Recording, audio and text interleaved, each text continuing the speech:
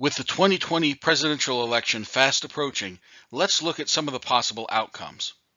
Presidential elections in the United States are one of the most complicated aspects of our political system, and that's because of the Electoral College. Having an Electoral College makes it possible for the winner of the most popular votes to lose the election, as we saw in 2016. Technically, it makes it possible for a person with no popular votes to win the election, but we'll save that for another time. For now, let's look at some of the things that could happen in the 2020 election.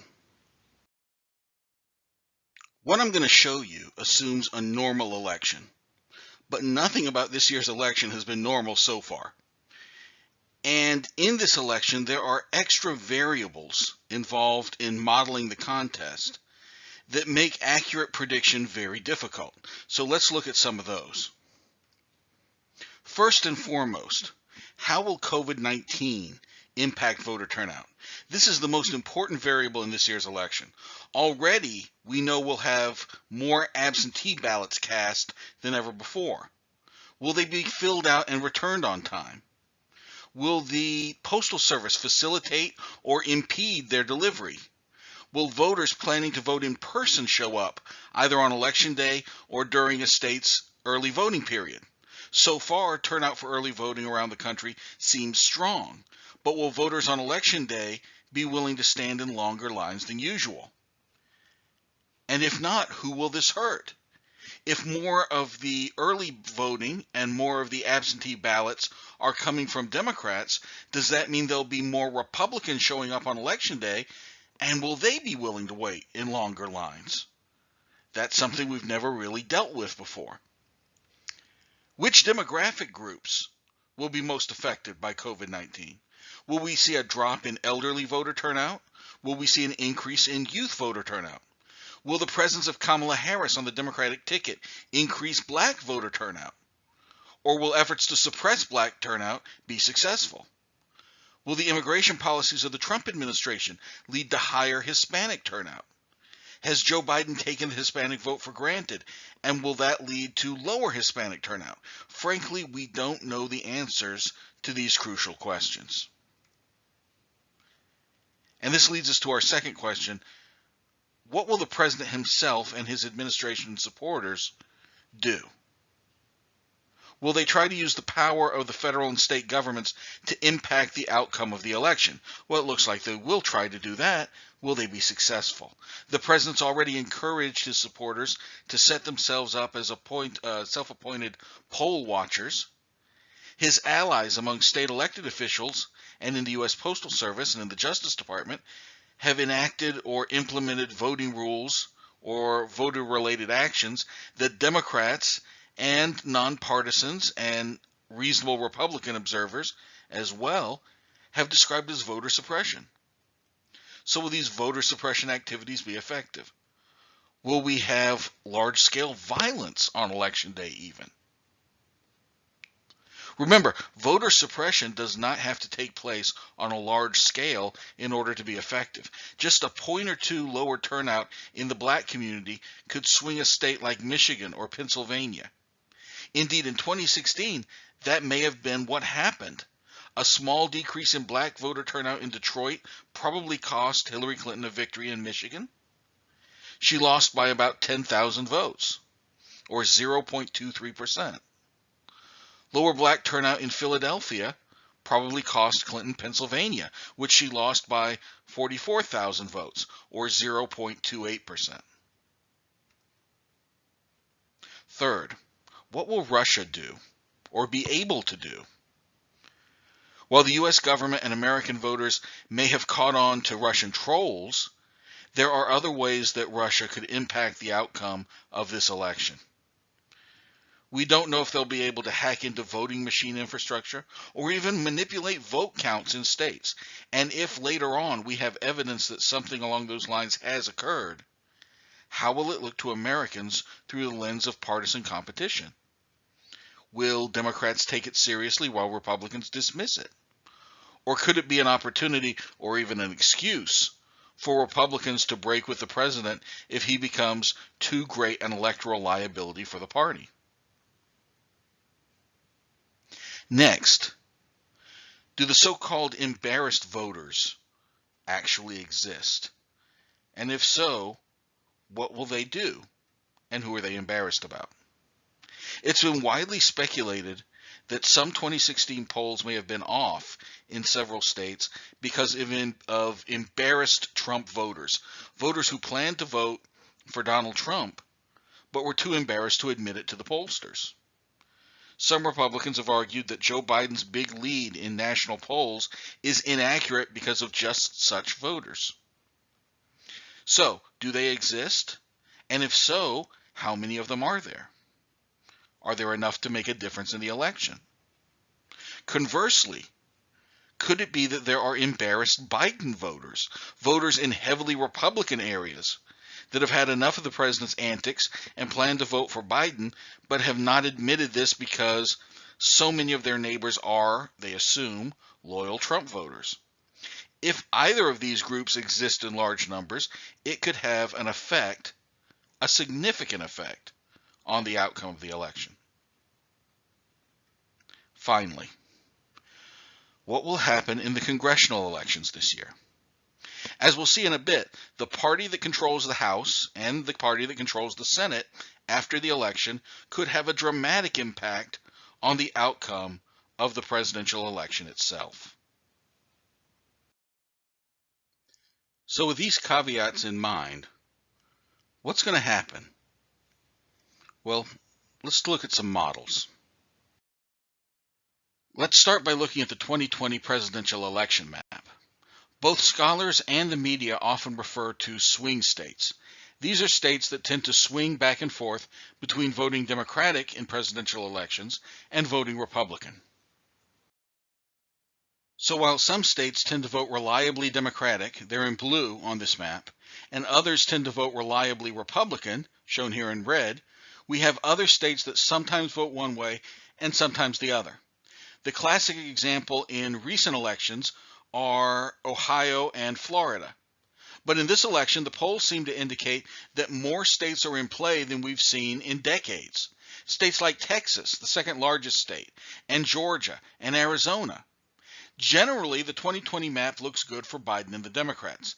That's because of the 17 states that generally are assumed to be in play in this election, 10 of them, Ohio and Florida, Texas, Georgia, and Arizona, but also Pennsylvania, Michigan, North Carolina, Wisconsin, Iowa, are states that Donald Trump won in 2016 that the Democrats seem to have a chance to flip back in 2020. So let's look at what could happen in this election. Our first model is a cautious conventional wisdom based on the retrospective voting model, which means voting based on a voter's evaluation of the incumbent's past performance. You vote for the incumbent to reward success. You vote against the incumbent to punish failure.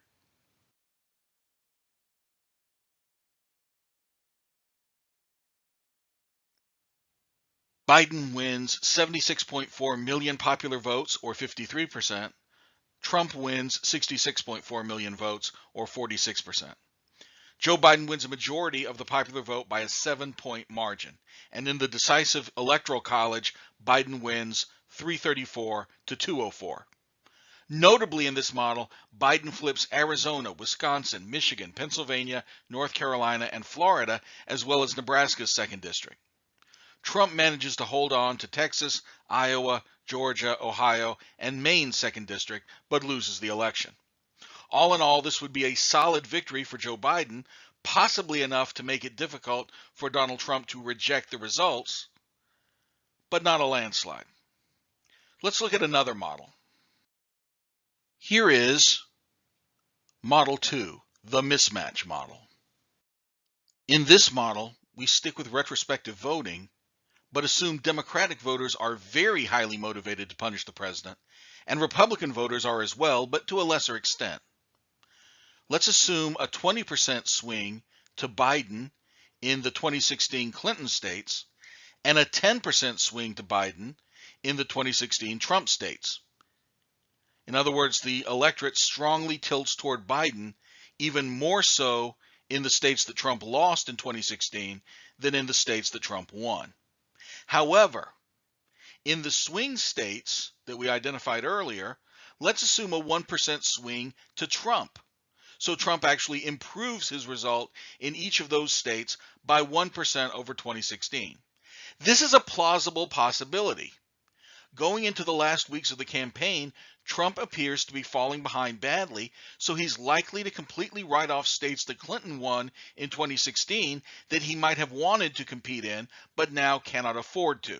He's just too far behind, and it would be a waste of resources. So states like New York or Washington or Oregon, for example.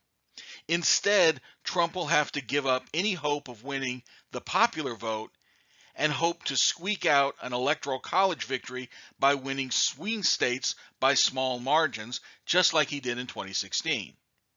So plug in these parameters and let's see what we get. What we get is 2016, but with even more dramatic mismatched results.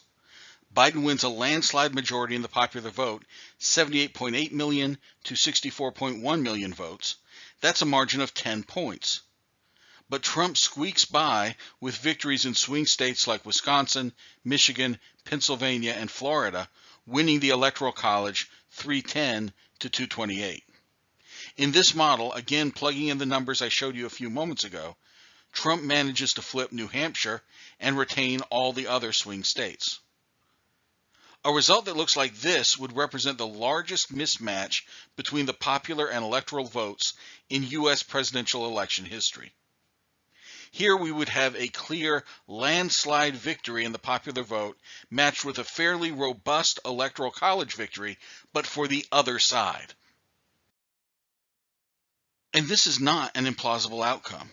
In fact, I would expect this to happen more and more frequently in the coming decades if we don't alter the electoral college system. Democratic voters are increasingly concentrated in coastal cities, while Republicans have come to strongly dominate the rural heartland. This means that Democrats can win states like California or New York by millions of votes, but still win no more than the set number of electors up for grabs from that state. What's the difference between winning California by 1 million votes versus winning by, say, 10 million votes? Well, nothing. Either way, you still only get the 55 electors from California. So winning big states by really big margins doesn't get you any more electoral votes than winning those same states by small popular vote margins. A Republican candidate can win Wyoming by 50 points, but that's still only a margin of maybe 100,000 votes. And Wyoming has only 3 electoral votes. But if it were apportioned electors based purely on population, Wyoming would have about half an electoral vote. That means that voters in Wyoming have 6 times as much power to elect the president under the electoral college system as they would have under a pure popular vote system.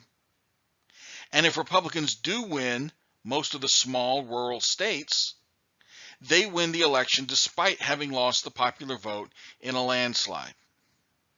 But that's not the wildest outcome we could have. Let's take a look at the next model. Model number 3 I call the oh boy model, but I mean that in the Mel Brooks sense, so it's oh boy. Here we start with the parameters for model number 1, a 5% swing in each state from Donald Trump's 2016 percentage of the vote to Joe Biden's 2020 vote. 90% reduction in third-party vote divided between the 2-party candidates.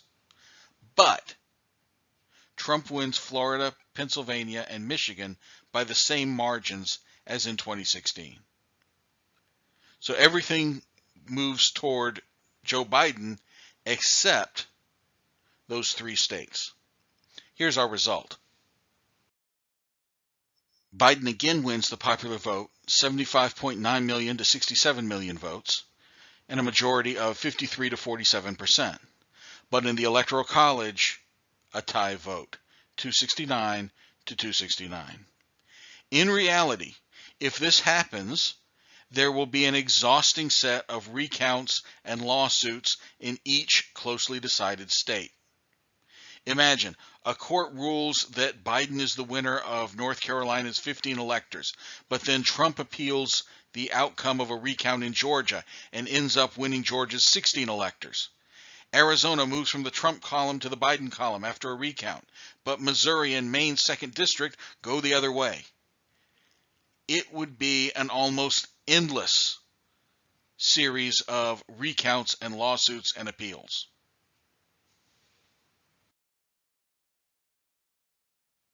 But of course, it would have to end eventually. So let's assume in the end, when the electoral votes are counted officially before a joint session of Congress on January 6, 2021, we actually do end up with a 269 to 269 tie in the electoral vote. So, now what? Keep watching my videos and I'll be able to afford better graphics and special effects, okay? Well, for an answer, we must dive into the Constitution, and specifically the 12th Amendment. According to the 12th Amendment, if no one has a majority in the Electoral College, the House of Representatives shall choose immediately by ballot the President. But in choosing the President, the vote shall be taken by states, the representation from each state having one vote, and a majority of all the states shall be necessary to a choice. So the new House of Representatives elected on Election Day 2020 breaks the tie. But there wouldn't be 435 votes, there would only be 50, or maybe 51, but I'll get back to that. Amendment 12 grants each state only one vote. So for example, if your state has 3 representatives, 2 Republicans and 1 Democrat, then by a 2-to-1 vote, your single state delegation vote goes to the Republican candidate. If a delegation is tied, say 2 Republicans and 2 Democrats, or 5 Republicans and 5 Democrats, then the state's vote doesn't count. Essentially, it's marked tied. To win the presidency, then, you've got to get a majority of the state delegations to vote for you. So whichever side gets at least 26 states wins the election. Now, going into the 2020 elections, here's what the state delegations in the House of Representatives look like. The Republicans control 26 delegations, the Democrats control 23, and 1 delegation, Pennsylvania, is tied. So if the balance of power in each state is not changed by the 2020 election, Donald Trump would win the White House in a House of Representatives runoff by a vote of 26 to 23. The numbers you see inside of each state are the margins. So in Minnesota, the Democrats have a 5-3 margin, but next door in Wisconsin, the Republicans have a 6-2 margin. And you'll notice that a number of these state margins are pretty close. The minority party is within striking distance of becoming the majority party in the state delegation. Each of the states circled here is close enough and has enough competitive elections that control of its congressional delegation could be changed by the results of the 2020 election. So in the end, the Democratic Party could end up in control of anywhere from 16 to 28 state delegations, while the Republicans could end up in control of between 21 and 33. And that means that the vote in the House of Representatives to break the tie in the Electoral College could also end up in a 25 to 25 tie. And here's where things really get crazy. So far, we haven't dealt with Washington, D.C. We've assumed that only the states are going to get to vote to break the tie in the Electoral College. But Washington, D.C. has representation in the House of Representatives also. Washington, D.C. is represented in the House of Representatives by Eleanor Holmes Norton, a Democrat. Technically, though, her title isn't representative, it's delegate. like the representation for American Samoa and Guam and Puerto Rico and the U.S. Virgin Islands, Washington, D.C. does not have voting representation in the House of Representatives.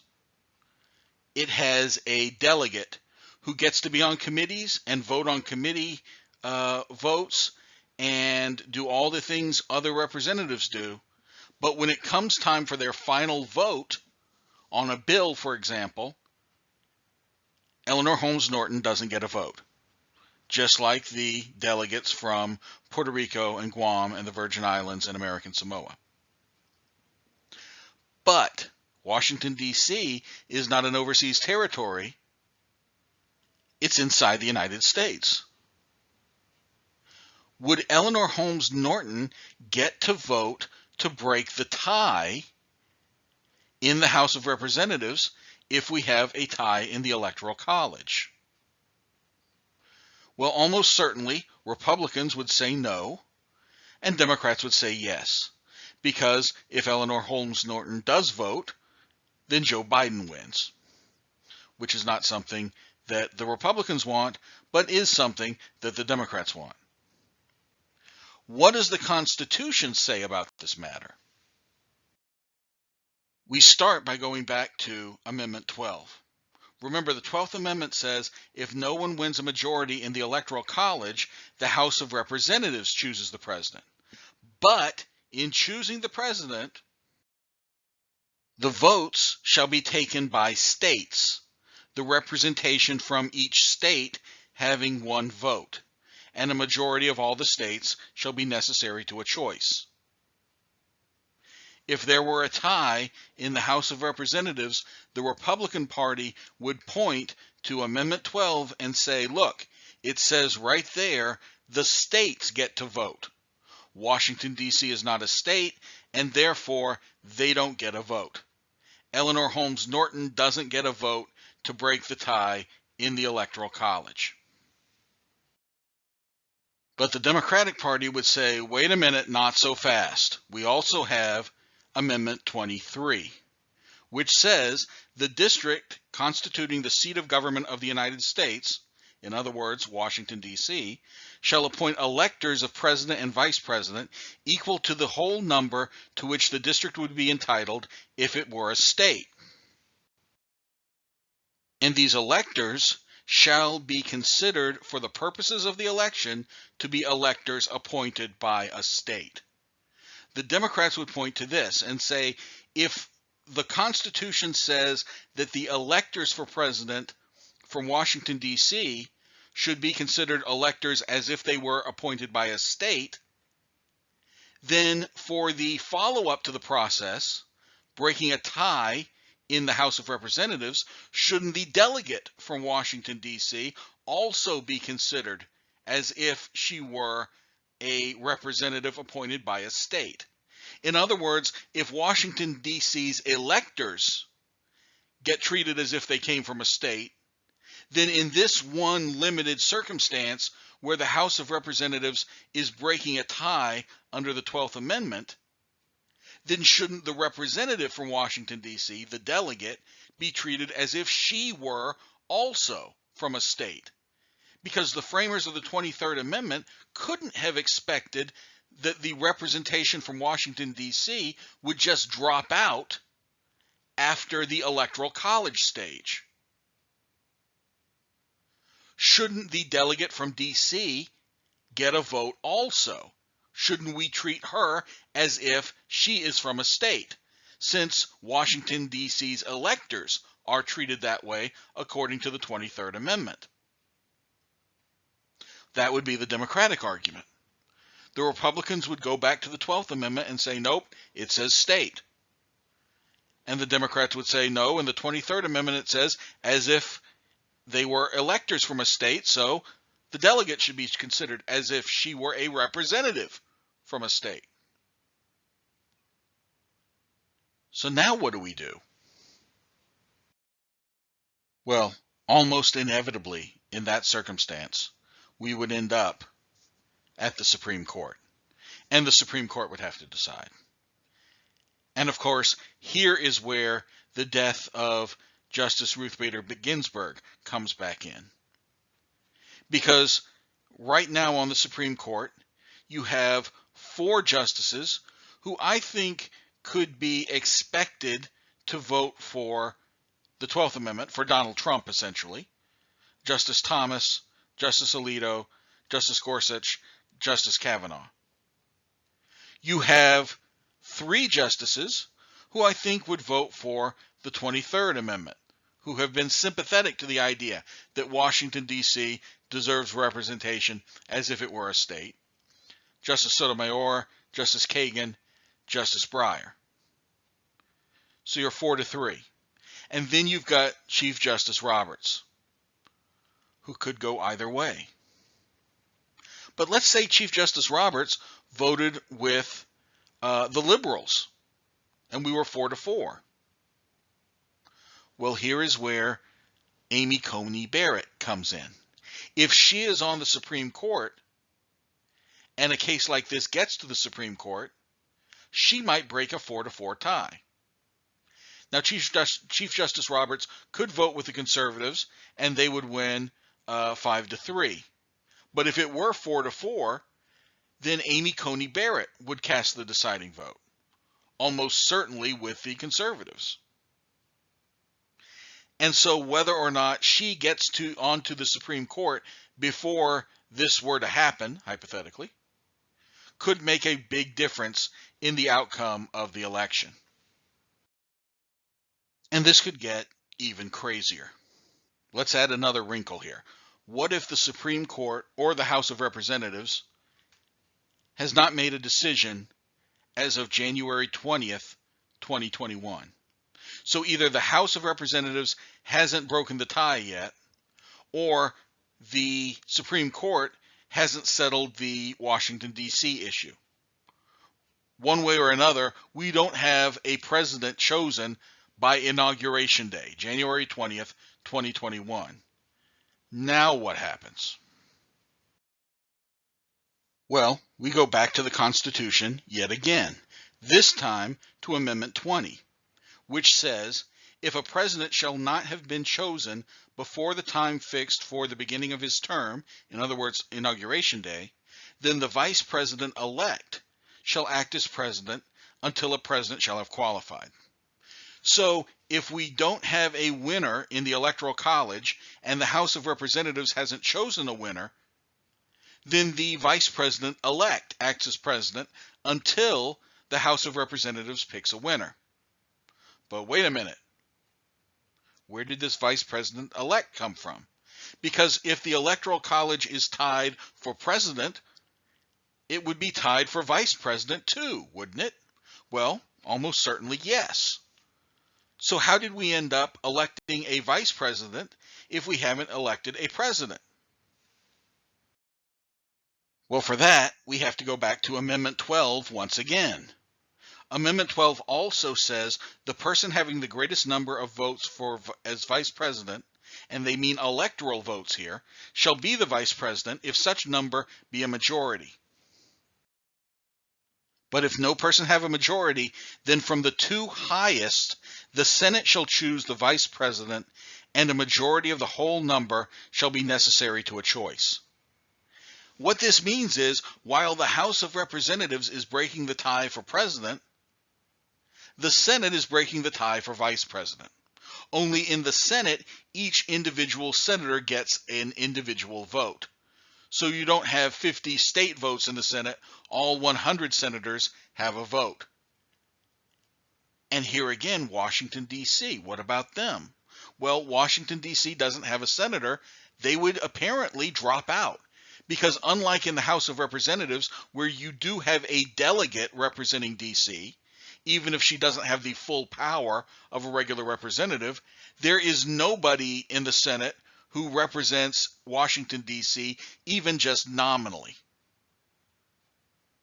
So whoever the Senate chose to be vice president would get sworn in on Inauguration Day. There not being a president, that person would act as president until the House of Representatives got its act together and picked a president. Now I know what you're thinking. What if the House hasn't picked a president and the Senate hasn't picked a vice president? So it's Inauguration Day and we don't have anybody. We don't have a president-elect. We don't have a vice president-elect. Now what happens? Well, the good news is the Constitution has a provision for this. The bad news is it's not going to help very much. Amendment 22 says, Congress may by law provide for the case wherein neither a president-elect nor a vice president-elect shall have qualified, declaring who shall then act as president, or the manner in which one who is to act as president shall be selected, and such person shall act accordingly until a president or vice president shall have qualified. In other words, if on Inauguration Day the president and the vice president haven't been chosen, the House hasn't broken the tie for president, the Senate hasn't broken the tie for vice president, essentially Congress decides what to do next. They decide who acts as president. They decide the manner by which we will decide who will act as president. So it's all up to Congress. But of course, Congress is bicameral. What if, after the next election, we had a situation like this, and the House was still controlled by the Democratic Party, and the Senate was still controlled by the Republican Party, and the two houses couldn't agree on what to do? Well, then we're just stuck. So the 22nd Amendment gives us a way out of this conundrum, but it's up to Congress to actually do something. And if Congress is having a problem picking a president or a vice president, it's going to be pretty difficult for them to come up with an alternate means of picking someone to run the country in the meantime. I'm conflicted about this. As an American who loves his country and wants to see the country survive, this scares the hell out of me. As a political scientist who would love for this country to see just how screwy our system is, I would love for this to happen. But if it does, don't blame me. I'm just telling you what could happen. I didn't make it happen. So we'll see. Okay, let's shift gears. So far, I've shown you some prediction models based on retrospective voting. I want to show you just a few more models, but based on a different way of predicting the vote. This one is based on geography and demographics. I'll explain the mechanics of it first. This model divides the country into 3 geographic areas based on voting behavior. In orange are what I've labeled the Dixie interior states. These are states whose voters tend to be heavily Republican. In green are the bi-coastal states, whose voters tend to be fairly heavily Democratic. And finally, in violet are the heartland states of the Southwest and Midwest, which tend to be swing states. Now, let me say up front that this is a simplified model of reality. In reality, for example, there are states like Florida or Ohio or California that exhibit voting behaviors across the spectrum. Northeastern Illinois, the Chicago area, could be placed in the coastal category, the rest of northern Illinois in the heartland category, and southern Illinois in the Dixieland interior category. These variations are included in the actual model, but I won't go into all the mechanics of that here. The model also divides voters demographically. We have African American voters, Hispanic voters, and other voters, including Asian Americans, Native Americans, and multiracial Americans. And although there's a lot of variation in that other category, these voters are a small share of the electorate, and their voter patterns are similar enough that we can sort of group them together for these purposes. And finally, we have white voters divided by geographic area. So what we're really doing here is we're looking at black voters nationwide, Hispanic voters nationwide, all other voters nationwide, and then white voters in the Dixie Interior, white voters in the Heartland, white voters in the bicoastal states. Why do it this way?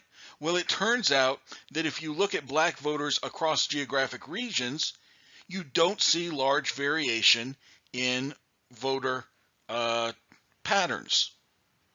African American voters tend to vote heavily Democratic no matter where they live geographically. And so you see the same thing with Hispanic voters and other voters. It's white voters who tend to have different patterns based on geography. So we'll look at black voters, Hispanic voters, and other voters, and then white Dixie Interior voters, white Heartland voters, white bicoastal voters. Now let's plug in voter predictions based on past voting patterns and current polls. Let's assume African American voters break for Biden by a margin of 95% to 5%. That would be around the margin by which Barack Obama won black voters in 2008 and 2012, but also not that much above the margins for Hillary Clinton in 2016 or even John Kerry in 2004.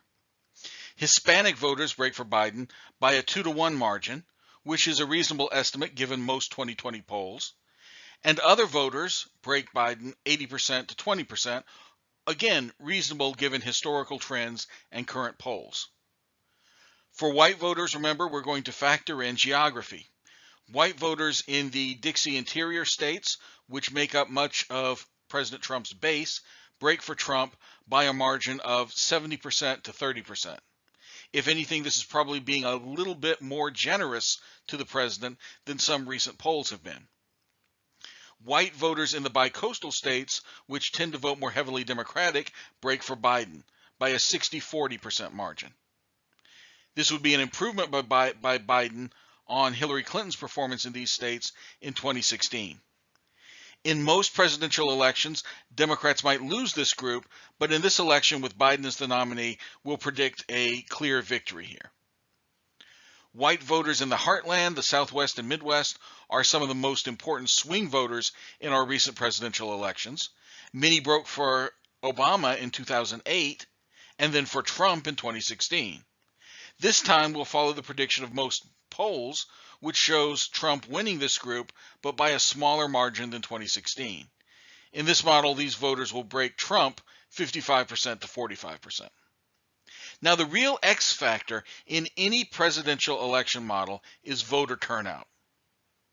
Factoring in about a 4% growth in the voter-eligible population across demographic and geographic groups since 2016, the real question is which groups actually show up on Election Day?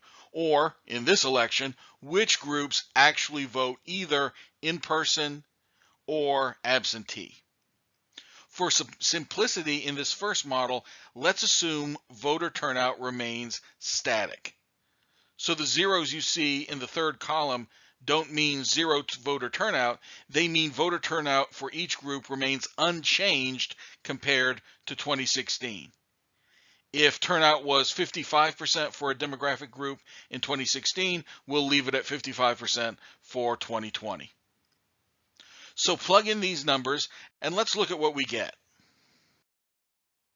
Joe Biden wins the presidency by a margin of nearly 15 million popular votes, or about 55% to 45%. In the Electoral College, which is all that really matters in presidential elections, Biden wins 323 to 215. Biden flips Michigan and Pennsylvania in this model, two usually reliable Democratic states that Hillary Clinton lost in 2016. But he also flips Arizona, Louisiana, and Georgia, and also wins the ultimate swing state, Florida. Now, what if we tinker with our model a little bit? Let's leave the voting margins alone and just change the voter turnout numbers.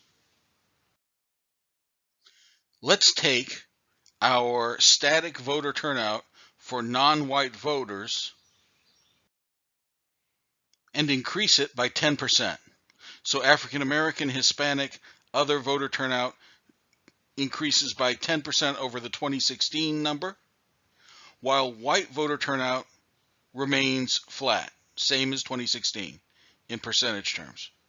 Here are the results you get now. Joe Biden wins just under 90 million votes. Donald Trump wins just over 65 million votes. Biden wins by almost 25 million votes, by 56 to 43%. And in the Electoral College, 410 to 128. Even more amazingly, Biden nearly sweeps the South. Just increasing non-white voter turnout by 10% gives Biden a win in states like Mississippi, Alabama, South Carolina. So this gives you an idea of just how important a rise in non-white voter turnout could be in our presidential elections. To really illustrate the point, let's look at what happens if you take this in the other direction. Let's decrease non-white turnout by 10%. So African American, Hispanic, other voter turnout all go down by 10% compared to 2016. What do the results look like now? Again, leaving white voter turnout flat. We'll take a look. Joe Biden wins 72.4 million votes. Donald Trump 62.3 million votes. Biden still wins about 53-46%. But in the Electoral College now, Trump wins the election 277 to 261. Just decreasing non-white voter turnout, the election goes from a Biden landslide to a Trump victory. Trump still loses the popular vote, but he wins the Electoral College again and is reelected. It could be that none of the scenarios we've discussed here actually occur. We could end up with a very normal election where there's a clear-cut winner, a clear-cut loser. One candidate concedes, the other candidate declares victory, and we all move on. But I wouldn't bet on it. Given all the strange parameters with this year's election, I think we're going to see something unusual. And it could be something we haven't even talked about here. But we'll just have to wait and see. And when it happens, I'll be back and we'll talk about it some more.